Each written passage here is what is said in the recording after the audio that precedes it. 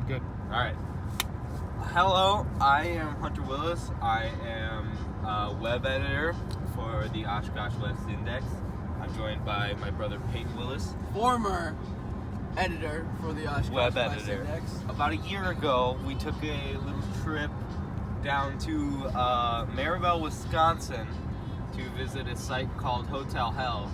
And while that was all fun and kind of more of an urban legend type thing, everything that we are going to talk about today is entirely factual and actually happened. Okay, Plainfield, Wisconsin, the hometown of the famous serial killer Ed Gein, and we are actually going to visit his property, which... no, it's nothing. The whole property was dozed. It was bulldozed after it mysteriously burned down, according to most of the sources that I saw. So, we're going to be traveling there and visiting the site. And I'm also joined by my cameraman, Guten Tag. Sean. There it is. Recognition. I'm in the credit. All right, so I'm just going to talk about a little bit of a brief history of Ed Gein and basically what happened with him in the 1950s.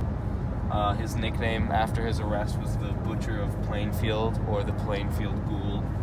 He only has 2 confirmed murders that he actually confessed to, and those were the murders of Bernice Worden and Mary Hogan.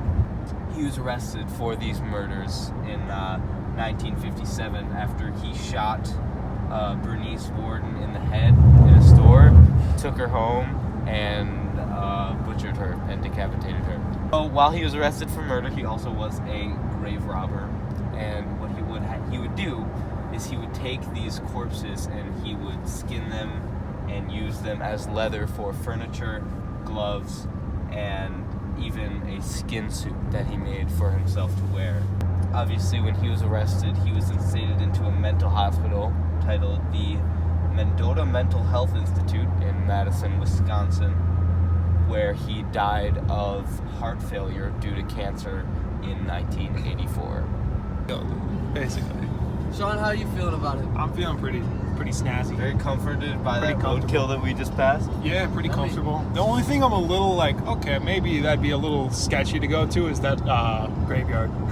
Yeah. That would be like a little bit. I'm cool to do it. I'm still like, we can Yeah. walk through it, but we can't because it's trespassing. Yeah. But like, I'm pretty comfortable with it.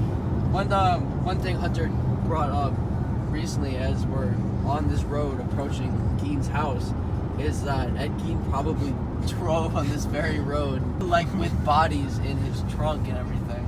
So it was just, it kind of sounds like something we're just adding in there to add a scare factor, but it's just kind of like a scary reality of this whole trip is that, this isn't the first time this trip's been taken.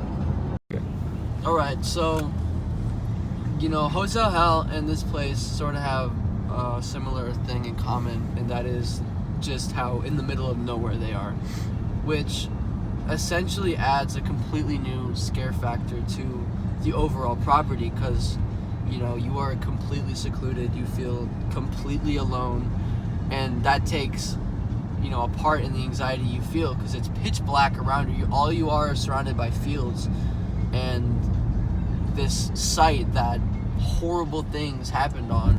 We're about to just get out and sit in the dark with the location where Ed Gein mutilated his bodies and dug them up and brought them there and did all sorts of horrendous things.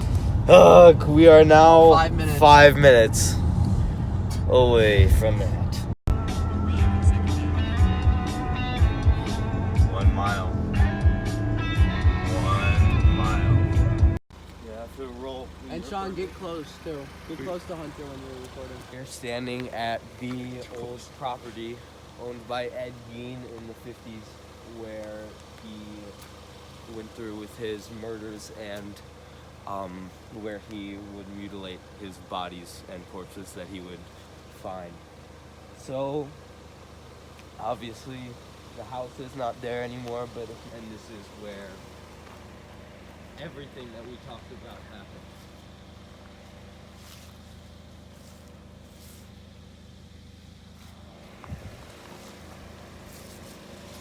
Here. I I can't help but think about all the things that he did here. But do you have anything to say about being here? How you feel? I'm Gucci. All right. We're good.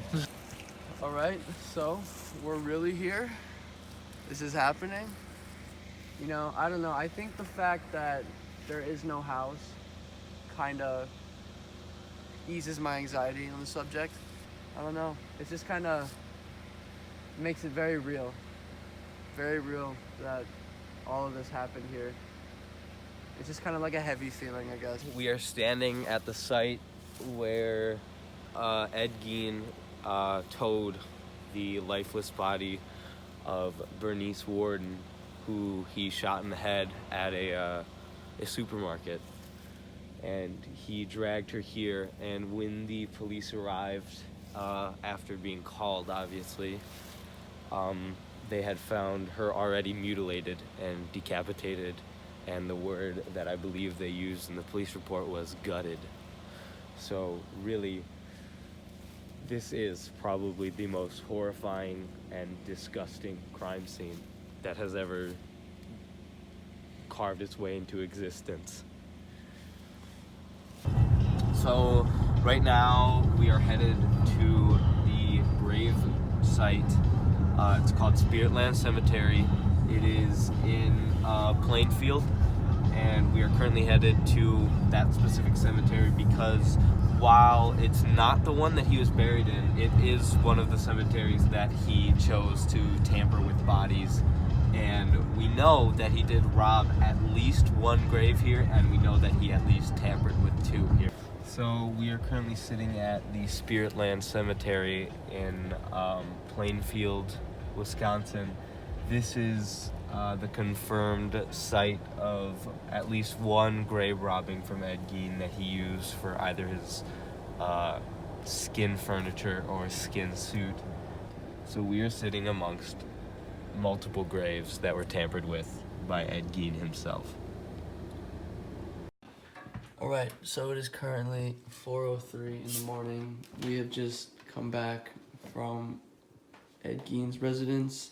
I'm feeling glad that it's over, because when I was there, I definitely felt very uneased. And I was just thinking about everything that happened there, all the stories about it. It just, I don't know, it just seemed like it seemed kind of like a place that now that has happened there, like nobody should ever go back there. Yeah. Well, this is Hunter Willis and Peyton Willis, and we are signing off.